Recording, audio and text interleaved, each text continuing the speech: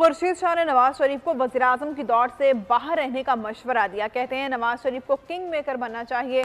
मियां साहब मरकज में शहबाज शरीफ और पंजाब में मरियम को ले आए। नवाज शरीफ ने जब भी बुरे वक्त में मेरे मशवरे पर अमल किया वो कामयाब रहे।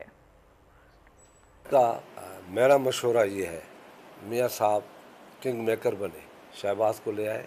अगर पंजाब में उनकी अक्सरियत आती है तो वहाँ मरियम को ले आए, उनके पास कैंडिडेट है और मैं समझता हूँ ये पॉलिटिकली अच्छा रहेगा उनके लिए, क्योंकि मैंने मियां साहब को जब भी अच्छे अच्छे मशवरे दिए बुरे वक्त में, उस पर अमल किया तो उसकी सक्सेसफुल स्टोरी बनी। मैं समझता हूँ बैन तो नहीं होगा, डिस्क्वालिफिकेशन हो सकती है।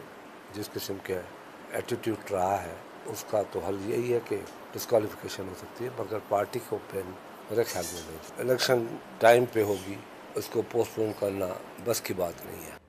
ओन चौधरी और नौमान लंगड़ियाल अभी तक वज़ीर-ए-आज़म के मुशीर की हैसियत से मुस्ताफ़ी नहीं हुए।